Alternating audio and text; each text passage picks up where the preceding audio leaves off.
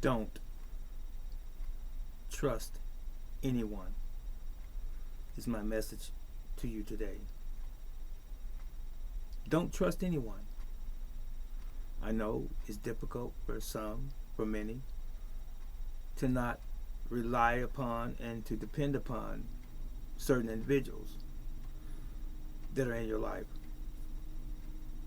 But people will fail you, my friends, both intentionally and unintentionally. There are some people who have good intentions that will fail you, and they didn't mean to. They just simply didn't mean to. But because of circumstances beyond their control or their actual inability to help you in some regards, they fail you. Well intentioned. Anyway. And there are people who you want to trust their word who will fail you intentionally. You want to trust them, and that could be family members as well. But these individuals, they know that they're not going to be there for you. They know that they're not going to be able to help you. But oftentimes they say what you want to hear or what they think you want to hear, and they won't be there. You can chalk it up to maybe human nature. If by chance there are some ones that you are aligned with in your life who have helped you and who do help you and even help you on a regular basis, I mean when you actually need help, then just count it a blessing. Just understand, just know that's not the norm. But if peradventure something were to happen to that person or some circumstance were to arise and that person can't do what they would normally do for you, don't hold it against them. So don't get your hope up and think that every time I need this person to do XYZ, they are going to be there. That's asking a bit too much. Just look at it like this, how I do today. I don't trust anything that anyone says. I want to believe that your word is your bond when you tell me that you're going to do something for me. I want to believe that your word is your bond.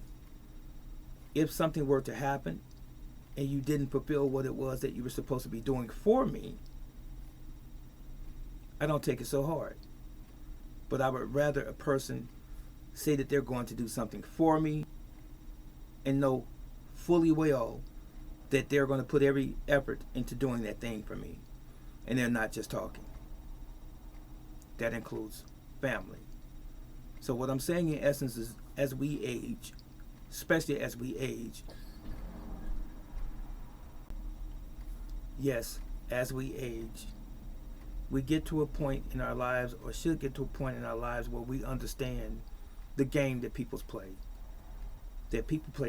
to us and on us. And we should be mature enough to be able to read through the fluff, to be able to read through an individual's character and flaws, as it were, and know that they're not going to stand up to what they say. It's just that simple. So don't take it personal. You can avoid a whole lot of stress and distress when a person tells you that they're going to do something for you, or they're going to be somewhere at a certain time and you really need them, but they don't take it as serious as you take it. Just take it on the shoulder. That's just human nature. So one thing is for certain, that God, the Creator, never fails us. He does not. He never fails us. But the thing is, what are you asking Him for? Yes. What are you asking God, the Creator, for? Is it just simply material things? Is it something that you really need? Is it important? Or do you even know what important is? That's one of the mistakes that we make with God, the Creator. is that we ask, like the scripture says, amiss. We don't know what we really want, what we really should be asking for. We should be asking for a sound mind. We should be asking for good health and even prosperity, so that we're not poor and downtrodden and struggling constantly every day. We should ask for a closer relationship, or a relationship, period, with the Creator. So He won't fail you if you ask for those things. But what are you asking Him for, actually? To come out of your situation so that you can outshine your neighbor, or look as good as your neighbor looks in their brand new car, their nice home, or their clothing and so forth. You want to be able to party like it's no tomorrow. What do you ask God for? So I say again, He doesn't fail you, and He won't fail you if you keep things in proper context, proper perspective. But as far as man is concerned, they'll fail you all the time. So I trust the Creator through my trials and my tribulations. But people I don't trust, people I have learned not to trust. There are those that I say I have confidence in and that I do trust, just on the surface for the most part, but I always have a but or an if in my mind, because they're human beings. And most people that I deal with, family, associates, so-called friends, most people that I deal with, I know their person already. I know their character already. And I've been on this planet long enough to be able to read and decipher people and how they are. That's why I don't put my feelings out there. And you should not either. So, who should you trust? Trust you. Trust yourself. Trust the Creator first, then trust yourself. And if you're confident with you, maybe you can see clearly through all of the excuses that people tend to conjure up for why they can't do certain things for you. But don't depend on it in the first place. That's all I'm saying.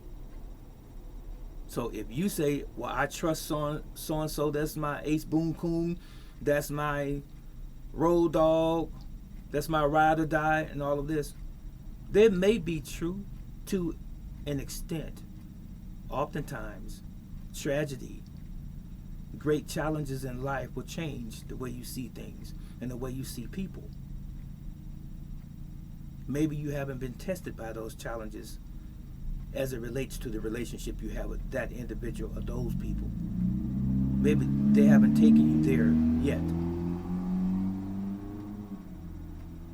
You know, times can change people. Circumstances can change people. When things are going good for people, they can be all of everything that you want them to be or expect them to be when things are going well. But when the trials and tribulations of life fall on their shoulders, are they the same person? Are they still reliable? Will they still be there for you through it all? Did you get what I'm saying? Some of you can probably relate to what I'm saying right now because you've experienced people like that. They were there for you for a long time until something happened, or until a circumstance occurred. They lost their job, but they were flying high at one point, or their mother died, their father died, their child died, or they fell ill, sometimes even deathly ill, or they have been a victim of an abusive relationship, or they lost their husband or wife or girlfriend or boyfriend. One of those situations have changed them. They're no longer the same. I pride myself, and I make it a point to be the same person all of the time. If it's my ministry, I'm one way. In the martial arts, arena or world, I'm still that same way. My personal life, I'm that same person. I don't flip the script, and I don't appear to one person one way, and when I am around another person, I'm different. That's not me. And most people do trust me. And I speak that to my shame, and I'm humble because I'm a man too. Because I could fail someone unintentionally, but I never have the desire to fail anyone when they ask me something that they really need. And I'm in a position to provide that. That's just me talking about myself. But can someone depend on you?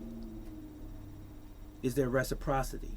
So what someone does for you, will you do it for them? Or what you do for someone else, will they return it to you in like manner? So this was just simply something for you to think about. And I hope you act on it today for your benefit. So my question to you before I depart is this: who do you trust? And why do you trust? And how do you trust someone? And can you be trusted? This is Brother Teacher. Think about it.